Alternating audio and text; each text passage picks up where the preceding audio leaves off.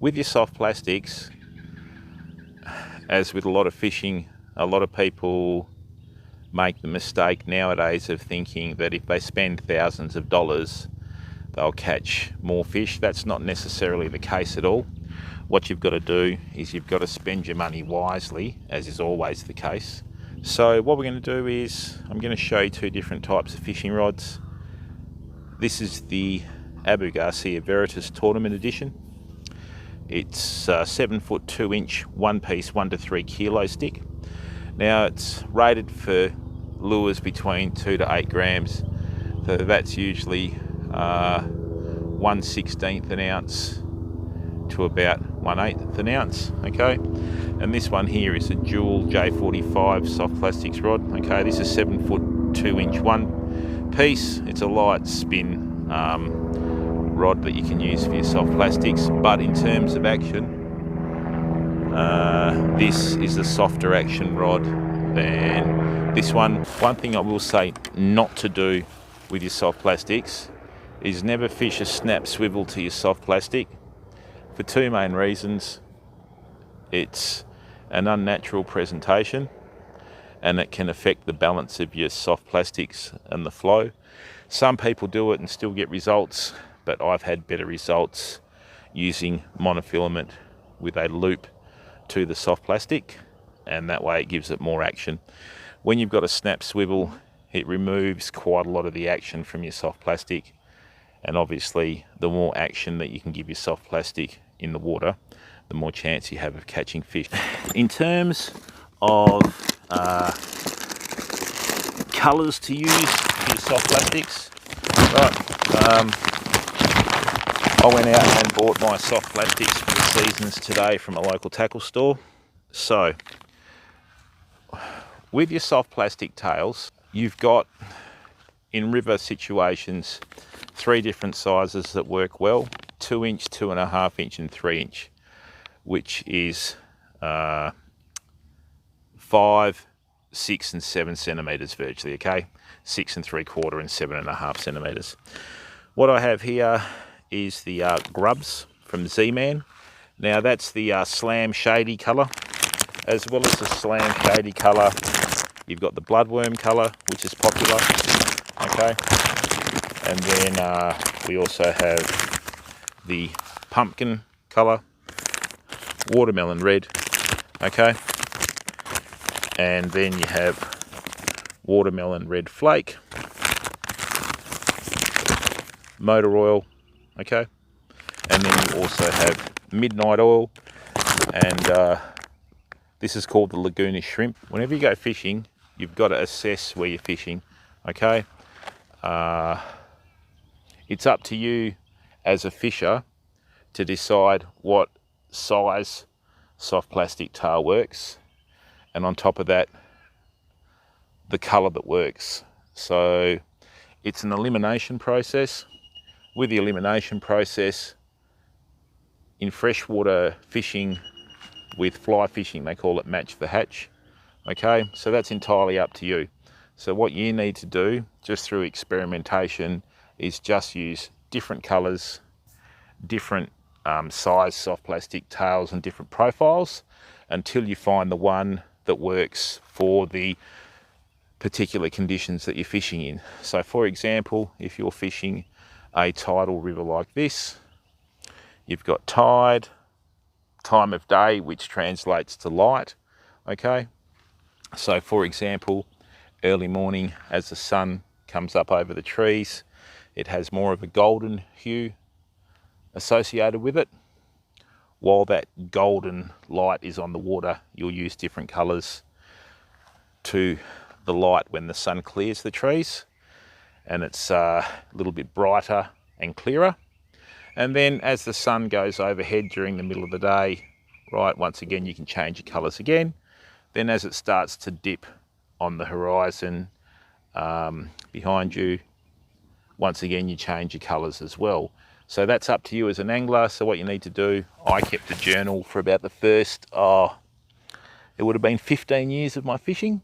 So I would get into barometric pressure, wind, temperature, season, the whole lot, and I had the journal, and it builds up a knowledge base that you can go back and refer to.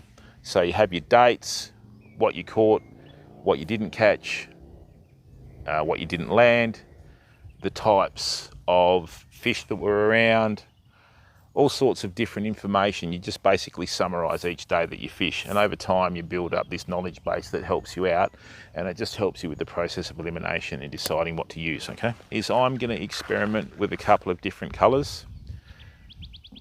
The colors that we're going to use today, right, is the Slam Shady. Okay, so with that sort of thing, with the Slam Shady, when you've got discolored water like this, what happens is if you use a white or pearl, very few soft plastics are white, they're usually a pearl color. If you use a pearl colored soft plastic, what will happen is that will change the color of the soft plastic to match the conditions in the water, which ironically, a lot of times that's what color your bait fish are.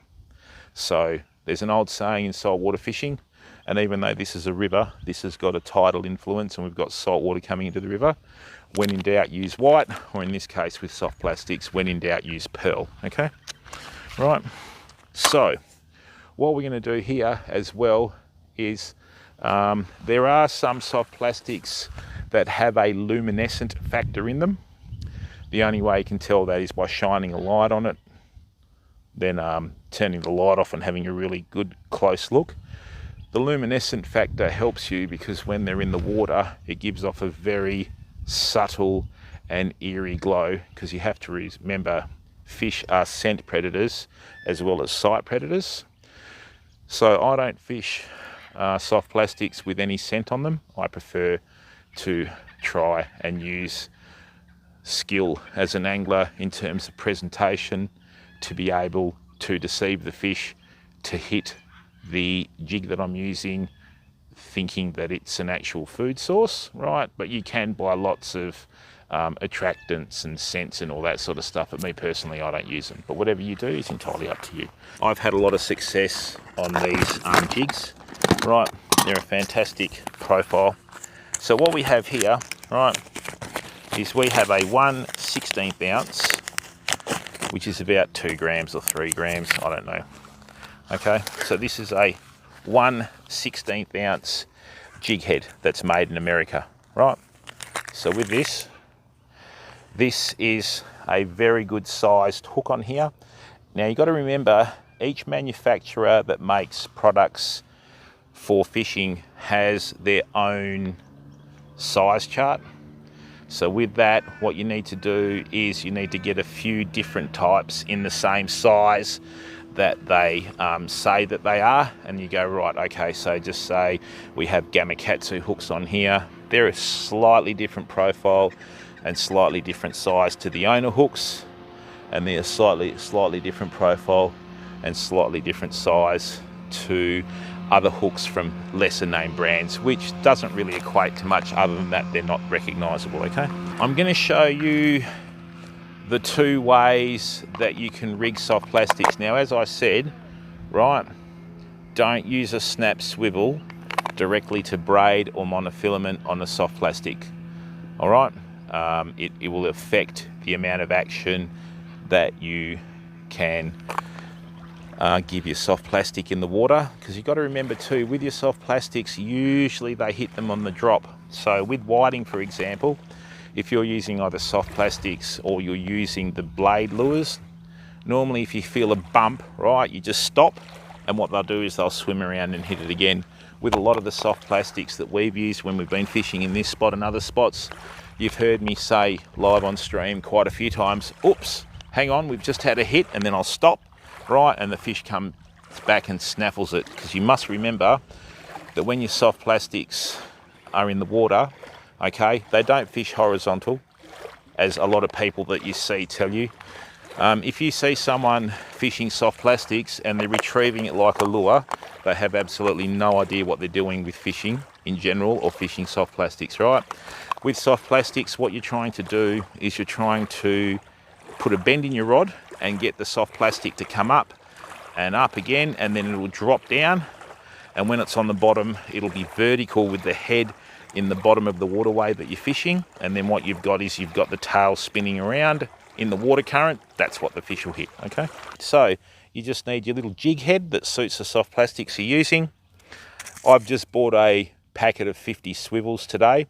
Now this is by River to Sea Shogun, Australia. All right, these are crane swivels.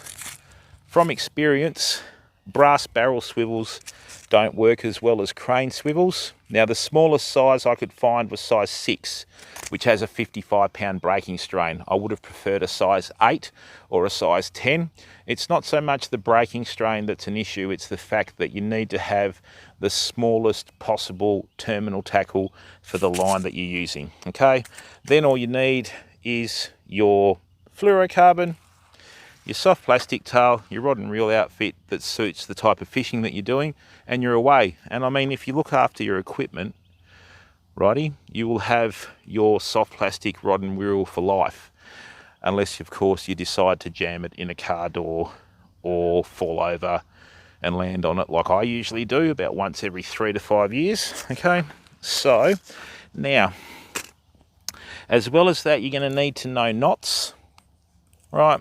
So with the knots, once again, don't make it too complicated, people. I'm going to show you how easy, live on stream it is, right, to get set up for your soft plastics.